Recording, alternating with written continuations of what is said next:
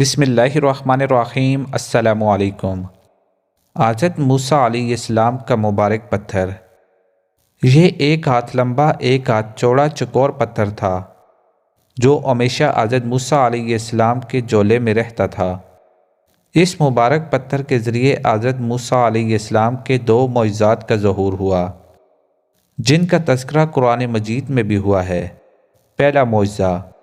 اس پتھر کا پہلا عجیب کارنامہ جو در حقیقت حضرت موسیٰ علیہ السلام کا معجزہ تھا، وہ اس پتھر کی دانش مندانہ لمبی دوڑ ہے، اور یہی معجزہ اس پتھر کے ملنے کی تاریخ ہے۔ اس کا مفصل واقعہ یہ ہے کہ بنی اسرائیل کا ایک عام دستور تھا کہ وہ بالکل ننگے بدن ہو کر مجمع عام میں غسل کیا کرتے تھے، مگر حضرت موسیٰ علیہ السلام گو کہ اپنی قوم کے ایک فرد تھے اور اسی ماحول میں پلے بڑے تھے، لیکن خداوند قدوس نے ان کو نبوت اور رسالت کی عظمتوں سے سرفراز فرمایا تھا۔ اس لیے آپ کی عظمت نبوت بلا اس حیا سوز بے غیرتی کو کب گوارا کر سکتی تھی؟ آپ بنی اسرائیل کی اس بے حیائی سے تنگ و نالاں اور انتہائی بیزار تھے، اس لیے آپ ہمیشہ یا تو تنہائی میں یا تہبند پہن کر غسل فرمایا کرتے تھے۔ بنی اسرائیل نے جب یہ دیکھا کہ آپ کبھی بھی ننگے ہو کر غسل نہیں فرماتے تو ظالموں نے آپ پر بہتان لگا دیا کہ آپ کے بدن کے اندرونی حصہ میں یا تو برس کا سفید داغ یا کوئی ایسا عیب ضرور ہے کہ جس کو چھپانے کے لیے یہ کبھی برہنہ نہیں ہوتے، اور ظالموں نے اس تہمت کا اس قدر اعلان اور چرچا کیا کہ ہر کوچہ و بازار میں اس کا پراپوگنڈا پھیل گیا۔ اس مکروہ تہمت کی سوزش کا حضرت موسیٰ علیہ السلام کے قلب نازک پر بڑا صدمہ اور رنج گزرا، اور آپ بڑی کفت اور اذیت میں پڑ گئے۔ تو خداوند قدوس اپنے مقدس کلیم کے رنج و غم کو بھلا کب گوارا فرماتا، اور اپنے ایک برگزیدہ رسول پر ایک عیب کی تہمت بھلا خالق عالم کو کب اور کیوں کر اور کس طرح پسند ہو سکتی تھی؟ ارحم الراحمین نے آپ کی برات اور بے عیبی ظاہر کر دینے کا ایک ایسا ذریعہ پیدا فرما دیا کہ دم و زدن میں بنی اسرائیل کے پراپوگنڈوں اور ان کے شکوک و شبہات کے بادل پھٹ گئے،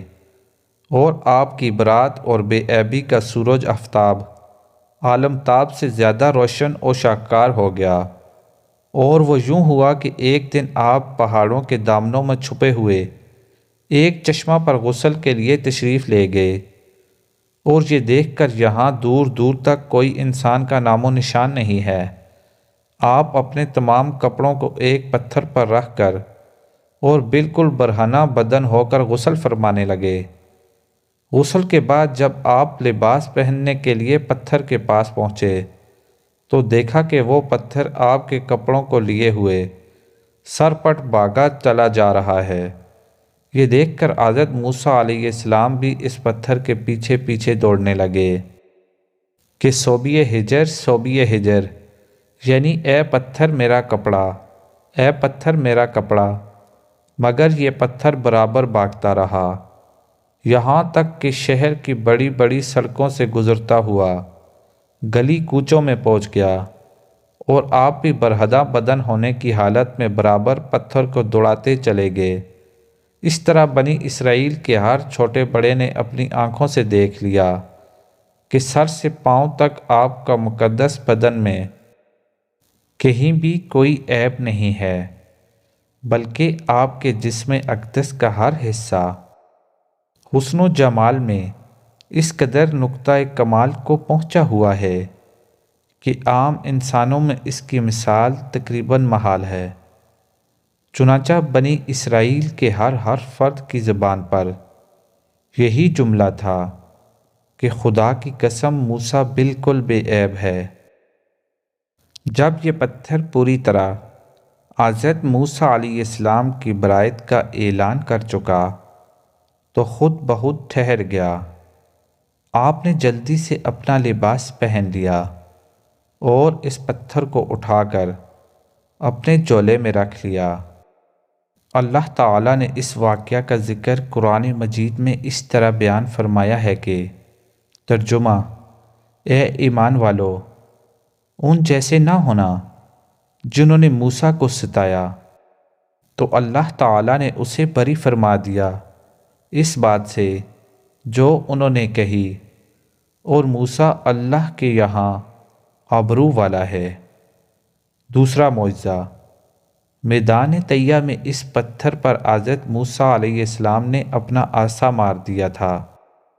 تو اس میں سے 12 چشمے جاری ہو گئے تھے، جس کے پانی کو 40 برس تک بنی اسرائیل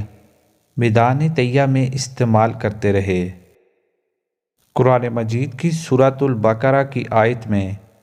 پتھر سے یہی پتھر مراد ہے۔ سبحان اللہ۔